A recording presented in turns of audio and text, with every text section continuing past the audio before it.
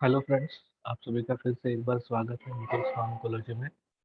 तो हमने जो बेसिक्स ऑफ फार्माकोलॉजी में रिसेप्टर्स की लेक्चर सीरीज शुरू की है, आज उसी सीरीज का एक नेक्स्ट लेक्चर लेके मैं आज फिर से आपके सभी के सामने आया हूँ।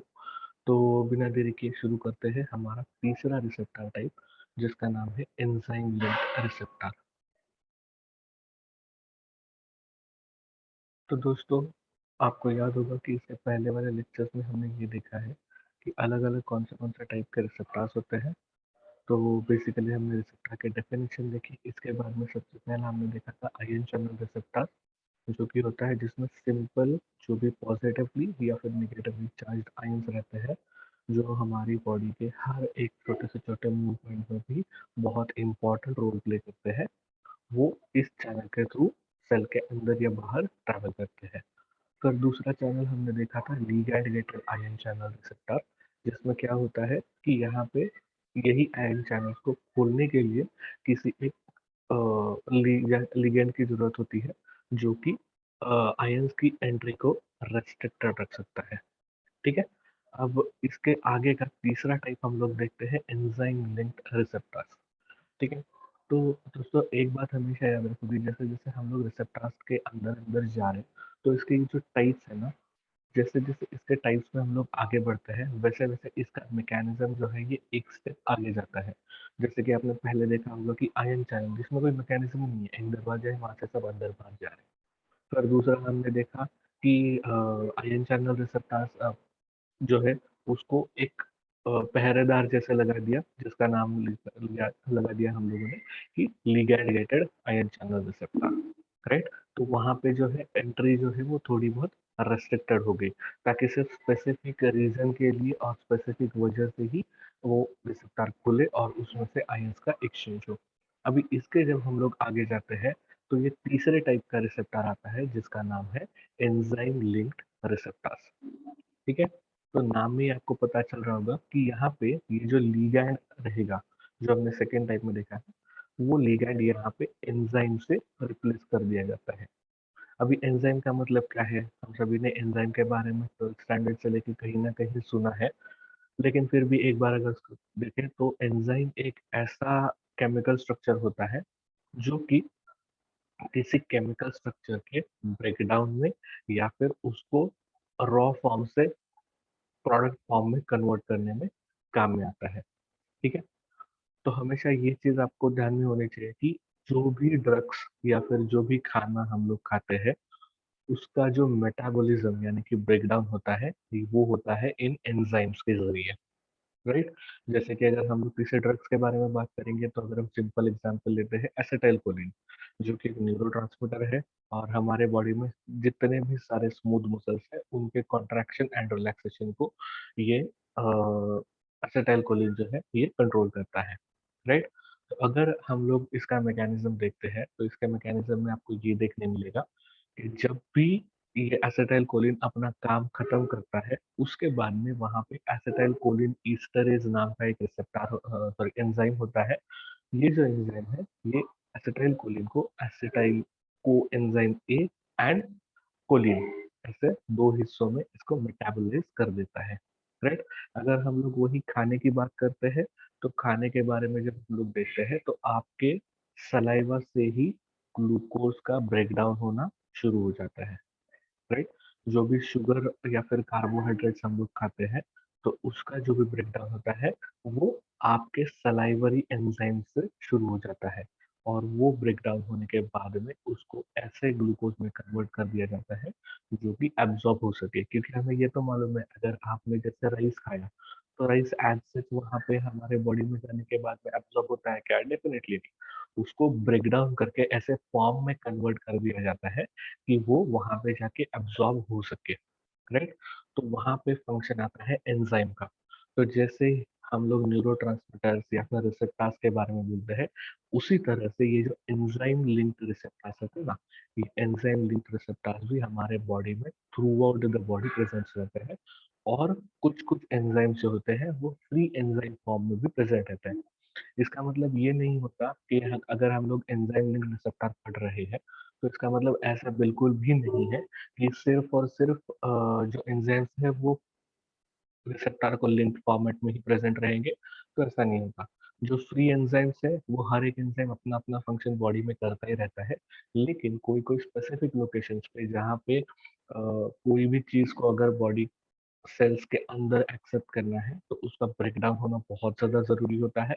वहाँ पे आपको जो टाइप के रिसेप्टर्स देखने मिलते हैं, वो होते हैं एंजाइम लिंक्ड रिसेप्टर, ठीक है? तो अभी अगर इसको हम लोग समझने की कोशिश करते हैं, तो जैसा नाम में दिया है वैसा ही इसका काम है। मतलब क्या? कि ये रिसेप्टर्स के ऊपर एंजाइम लगा है और ये जो एंजाइम है, एंजाइम का काम क्या है? ब्रेक डाउन करना। इसका मतलब क्या है? जैसे कि अगर कोई भी चीज़ बॉडी के किसी सेल के अंदर एब्ज़ॉर्ब होना चाहती है, तो वो सबसे पहले रिसेप्टर के आस-पास जाएगी। उस रिसेप्टर के ऊपर एक बॉडीगार्ड रहेगा, जो रहेगा एक एंजाइम। वो बॉडीगार्ड पहले उसकी अच्छे से तलाशी लेगा, उसके पास जो भी अनवांटेड चीज़ें होंगी, उसको वो बाहर निकलवाएगा। इसके लिए आप कोई भी सिक्योरिटी चेक पॉइंट का एग्ज़ाम्पल ले सकते हो। जैसे सिंपल एग्ज़ाम्पल अगर हमें लेना है, तो आप लोग शॉपिंग मॉल में जाते हो, राइट? जब हम लोग शॉपिंग मॉल में जाते हैं, तो वहाँ पे मेन गेट की आपका पूरा चेकिंग होगा। आपके पास अगर कोई प्रॉब्लमैटिक चीज़ है उनको मिलती है या फिर अगर आप सिंपली बिग बाज़ार जैसी चीज़ों में बिग बाज़ार जैसे मॉल में अगर आप लोग जाते हो, तो वहाँ पे आपको क्या देखने मिलेगा कि आपके जो भी बैग रहेगा जिसमें आप सामान लेके जाने वाले हो, वो आपसे बाजू रखवाते हैं। क्यों? ताकि अंदर जाने के बाद में उनका कोई सामान चोरी होने की कोई संभावना ना हो। इसका मतलब ये नहीं रहता कि आप में से हर कोई चोर है और चोरी करने जाता है। जो भी स्टैंडर्ड लोग रहेंगे उनके लिए भी रूल सेम रहेगा। सिमिलरली यहाँ पे भी ऐसे ही एक बैरिकेड बना रहता है, जिसमें क्या होता है अगर आप लोग बिग बाज़ार का एग्ज़ाम्पल लेते हो तो आप और आपकी थैली या फिर आपकी जो भी बैग जो आप सामान लेने के लिए लेके गए हो साथ में, वो दोनों एक टोटल यूनिट है, ओके? वो गया और जो सिक्योरिटी चेक पोस्ट वाला रिसेप्टर है, वहाँ पे जाके रुक गया है, ओके? वहाँ पे एंजाइम यानी कि बॉडीगार्ड ने काम क्या किया कि आपके पास जो भी बैगेज था, वो बैग्स आपसे अलग कर दिए, यानी कि आपका ब्रेकडाउन किया और सामान खरीदने के लिए जो चीज़ इम्पोर्टेंट है वो आप हो, वो थैली नहीं, राइट? तो जो यूज़फुल चीज़ है, सिर्फ़ उसी को अंदर एंट्री दिया। एग्ज़ैक्टली यही होता है एंजाइम लिंक्ड रिसेप्टर्स के अंदर। राइट? इसका मतलब क्या है? अगर कोई भी केमिकल स्ट्रक्चर उस रिसेप्टर पे जाके अटैच होगा, तो सबसे पहले वहाँ पे प्रेज़ेंट जो भी एंजाइम रहेगा, वो एंजाइम जो है, उस रिसेप्टर के अंदर जाने के पहले उस केमिकल स्ट्रक्चर का ब्रेकडाउन करेगा। जो भी अनवांटेड, अनइम्पोर्टेंट पार्ट होगा उस केमिकल स्ट्रक्चर का, उसको बाहर ही छोड़ दिया जाएगा एंड जो भी इम्पोर्टेंट रिक्वायर्ड फंक्शनल पार्ट है, सिर्फ उतना ही पार्ट सेल के अंदर चला जाएगा, ठीक है? तो इसको हम लोग कभी-कभी सेकेंडरी मैसेंजर कैस्केड भी बोलते हैं, यानी कि क्या? जो भी केमिकल स्ट्रक्चर उस रिसेप्टर पे आके अटैच होने के लिए रेडी था, उसको डायरेक्टली हमने अंदर जाने नहीं दिया। तो एक मैकेनिज़्म ने पहले उसको आधा तोड़ दिया, जो भी इम्पोर्टेंट अनवांटेड पार्ट था उसको हमने बाहर निकाल दिया एंड देन जो भी फंक्शनल या फिर जो भी इम्पोर्टेंट पार्ट था सिर्फ उसी को हमने अंदर जाने दिया, राइट? तो ये फंक्शन होता है एंजाइम लिंक्ड रिसेप्टर्स का। अभी सवाल ये आता है कि ये जो टाइप के रिसेप्टर्स हैं इनकी ज़रूरत क्यों है?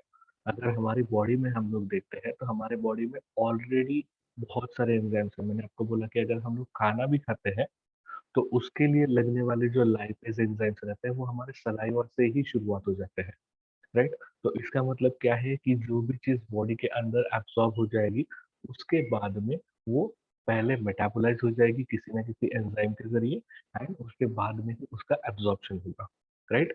लेकिन जब हम लोग आपके बॉडी के फंक्शंस को समझने की कोशिश करेंगे, तो आपको एक चीज़ ध्यान में आएगी कि जो भी फंक्शंस है ना, वो जितने हम लोग डीप में जाते हैं, उस हिसाब से वो फंक्शंस बहुत स्पेसिफिक होते जाते हैं, राइट? मतलब क्या अगर फॉर एग्ज़ाम्पल हम लोग सिंपल एग्ज़ाम्पल लेते हैं इंसुलिन सिक्रीशन का। हम सभी को मालूम है कि हमारी जो भी ब्लड शुगर लेवल्स है, उनको नॉर्मल लेवल पे मेंटेन रखने के लिए बॉडी के अंदर एक केमिकल सीक्रेट होता है, जिसका नाम होता है इंसुलिन, राइट? अगर हम लोग ऊपर-ऊपर देखते हैं, तो हम लोग क्या बोलते हैं कि पैनक्रियाज़ में से इंसुलिन सीक्रेट होता है, राइट?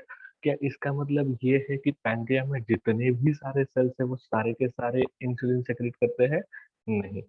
अगर हम लोग डेप्थ में देखना चाहते हैं, तो उस वक़्त हमें पता चलता है कि पैनक्रिया के अंदर अलग-अलग टाइप के सेल्स हैं, जिनको हमने अल्फा, बीटा, गामा सेल्स ऐसे नाम दिए हैं और इनमें से हर एक सेल का फंक्शन अलग-अलग होता है, राइट? तो नॉर्मल फंक्शन में क्या होता है, जो बीटा सेल्स हैं, वो बीटा सेल्स इंसुलिन को सीक्रेट करते हैं, right?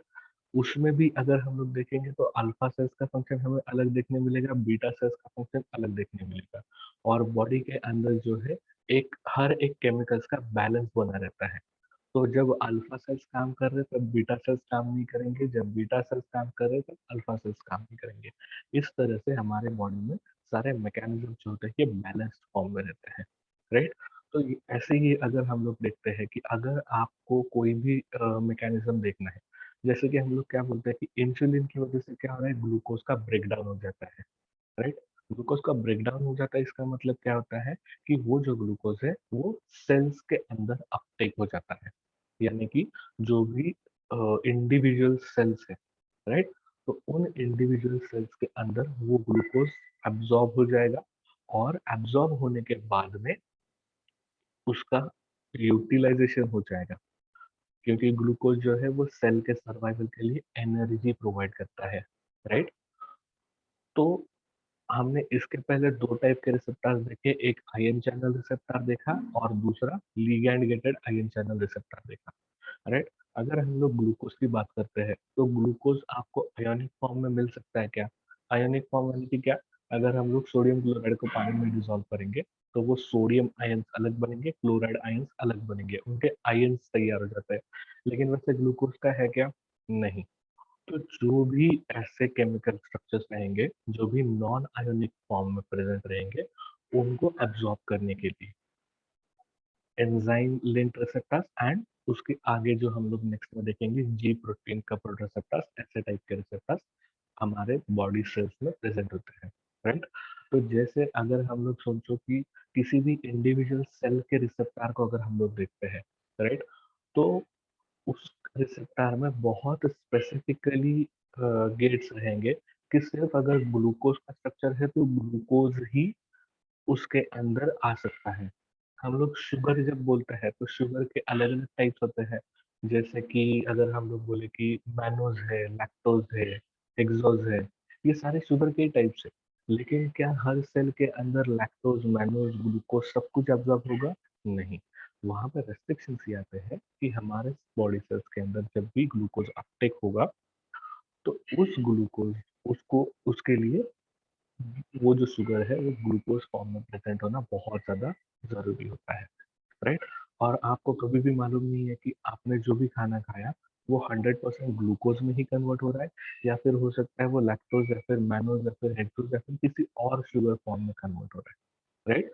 So to make sure कि जब भी बॉडी सेल्स के अंदर ग्लूकोज़ रीअपटेक होता है, तो चाहे जो भी फॉर्म में हो, उसको कन्वर्ट पहले किस में करना है बॉडी को?